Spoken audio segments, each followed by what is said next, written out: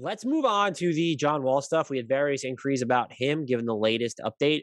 According to Woj, Wall recently met with Rockets general manager Raphael Stone about rejoining Houston's rotation, which he has yet to set foot in this season. That dialogue did absolutely nothing. Wall apparently wants to start. The Rockets only want him to come off the bench. That was apparently the status quo over the offseason as well, which speaks to why he ended up not playing at all. Trading Wall is easier said than done, to put it lightly. He's owed $44.3 million this season and $47.3 million next year on a player option. Per Sports Illustrated's Chris Mannix, suitors are only interested in dealing for Wall if he declines that player option, which he has no reason to do because he's not even going to recoup $47.3 million over the course of a 3-year deal if he were to reject it. Equally implausible, the Rockets are not attaching sweeteners to get rid of Wall. I guess, could you talk yourself into giving up Milwaukee's 2023 first or just some seconds to do it?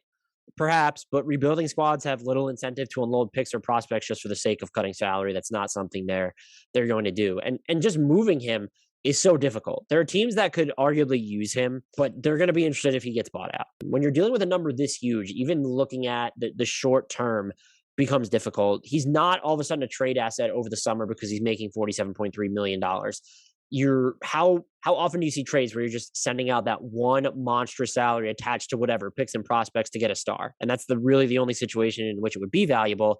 Otherwise, you're looking at probably minimum a 3-for-1 deal is what you have to do when you're trading John Wall, because that salary is so huge. And then whatever teams are going to trade for him, you're not going to view Wall in the terms of, well, we can waive him or broker a buyout with him next season, because waiving and stretching his salary over 3 years is just like, what does it do? It's $15+ million basically in dead money for 3 years there. That's not great. And then you can't just have that much dead money on the books if you're trying to win, which if you're trading for Wall, I assume you're probably trying to do. There just aren't worse contracts out there for bad teams to talk themselves into acquiring Wall. I mean, even trying to find like longer term deals, there's no truly bad long-term deal on the books that makes sense to take on this season of Wall and next season. If that's how you're viewing it. If you really want John Wall, whatever, think he's still good, that's fine too. I don't know what that team is. It's almost impossible to just come up with a team where it makes sense they should actually trade for John Wall. You could look at, Cleveland having lost Colin Sexton for the year. That would be fairly interesting. And you do have Kevin Love's salary. But Love has played like fairly well for Cleveland, threw a nice touchdown pass on Monday night, by the way, I think to Darius Garland. That was a fun watch. And also just beyond his salary, you have to come up with more money, and you're just not chock full of these expendable players. You're still getting into that issue of 3-for-1s and 4-for-1s. And are you going to give up Jetty Osman, who's been shooting really well for you this year? So that's just a team where it doesn't make sense. I think the one that I've landed on, and look, if Houston was willing to include assets, then yeah, could Detroit, could Oklahoma City, teams like that, maybe even Sacramento, if they finally blow it up like they absolutely should. Can they talk themselves into taking Wall? Yeah, there are teams that I think can convince themselves to take on Wall if they're getting compensated, and maybe not even heavy compensation. That being said, the Houston Rockets have no reason to offer that. The Galaxy brand trade is just swapping Russell Westbrook for John Wall. Throw Russ back to Houston and Lakers pivot. But aside from me trolling, Russ has not been the primary issue of late for Los Angeles. I do think his fit is still a long-term dilemma for them, but he's not. Adding Wall just doesn't help you unless you think he's going to be this monstrous defensive upgrade and provide you with a ton more floor spacing. Possible, but unlikely. I've settled on the Clippers, and they have the ready-made framework of, okay, Eric Bledsoe, he's making $18+ million this year, $3.9 million partial guarantee next year. He can be an offensive zero without being great on defense. You have Serge Ibaka's expiring salary. He's just not looked great after returning from his back injury. The only other way to recoup it, to build on top of that, though, you still need another player, if not 2 players, if not 3 players, because it's either Marcus Morris Sr. or Luke Kennard that you would have to include as that third player. I still think it's Kennard. He opened the season on relative fire, but he's dipped below 34% shooting from deep over the past 12 games, and he's barely hitting 40% of his twos for the season. His defensive energy has been pretty admirable at times, but he's owed $43.2 million this season. through 2023, 2024 with a team option for 2024, 2025. So when you hear people say that he's on a 4-year, $60-ish million contract, it's really he's guaranteed 3 years, including this one, at $43.2 million. That is still less than John Wall is making this season. Not never mind what's happening next season for the Clippers. Still, I think you can say that Wall is going to give you more as a passer. He's going to give you more as someone who can put pressure at the rim. And right now, LA is 25th in points scored per possession, 28th in the share of their shots that come at the rim, and 29th in transition efficiency. Wall can, even with his downgraded level of explosion from his heyday, he's still going to give you some extra pressure on set defenses, and he's definitely an outside shooting and playmaking upgrade over Eric Bledsoe. If you're willing to move Kennard, which if I'm the Clippers, I'm probably not doing it just because of the number for Wall next year. And that's where you get into the problems of you're raising your tax bill this season, albeit not by much, because this 3-for-1 package is only adding in raw salary under $4 million to your payroll.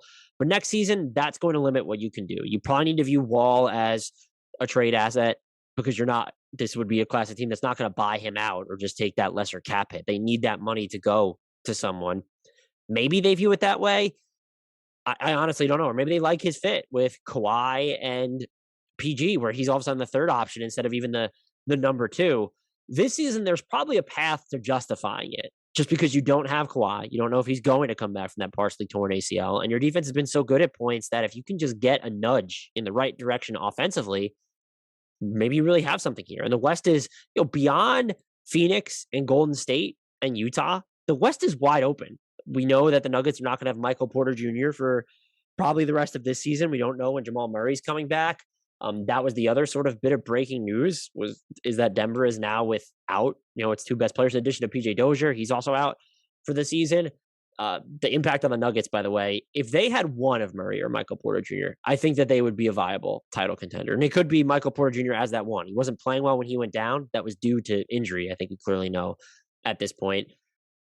But I'll touch on the Nuggets actually in a second for a little bit. So if the West is wide open enough, maybe the Clippers can talk them into this. Maybe this is a situation where what if they're getting Milwaukee's 2023 first back? And that's just an asset they can include in a deal. And Houston views it as a throwaway asset. Let's break Wall up into some digestible contracts. 2 of them come off the books after the season since you pay Eric Bledsoe to go away. You can also, Luke Kennard's only 25. He's also eminently tradable. That's something you could look at, or just a couple seconds. That's something that they could throw in there. Just the cost of, hey, we're, getting rid of what's become a distraction for us. I think you could also argue that Wall can help the Rockets and not in a bad way. I know you want to develop Kevin Porter Jr. and Jalen Green, but there needs to be a safety net beyond them, which is why it's so puzzling that they couldn't even guarantee Wall like an actual role. Aside from just taking up DJ Augustine's minutes, I think that he can really help out Jalen Green specifically, but even Kevin Porter Jr. I don't think either of those guys should have the full brunt of Houston's offensive burdens foisted on to them. And that's what makes this decision so absolutely puzzling from the Rockets standpoint. Just to draw that line seems, I get it, and you appreciate the investment in the youth, but you can't, there's something to not leaving kids all alone. And Wall, if he's willing to play for you, and even if you needed to start him and just give him the quick hook, if he's willing to play like a 20 to 25 minutes per game role, that's fine. I think that can actually help you. However, just beyond the Clippers, though, looking at outside teams that would trade for Wall, I'm not talking about a buyout. I honestly don't have anyone. I thought about Memphis when John Morant first went down, but luckily he's going to be back in a few weeks. And even then, it's like, I don't know why you would want to trade Steven Adams and filler just to get Wall and then still have him on your books when Morant is going to be there. Orlando could really use the offensive jolt and have some just throwaway, like if you Terrence Ross and Gary Harris, like those are guys who are expendable. They're not trying to win games either. I know people have mentioned sort of Philly. It's not happening as part of a Benson. Even if they leaned all the way into a future return and they really like Tyrese Maxey, I just don't even know why you'd want Wall's money on the books. That's just going to bring you closer to, it's not going to, it will increase your tax bill depending on the money that's there, but just to have that dollar amount tied up in one player, it limits your flexibility of what you're going to spend, even though I guess you could argue that it does so without hamstringing roster spots. It's not John Wall's not costing you 2 roster spots. It's still 1 roster spot. I don't see a fit anywhere else. If you have one, feel free to get at me. I'm talking about a team that would actually trade for John Wall. If you have one, get at me at Dan Favale, Favale.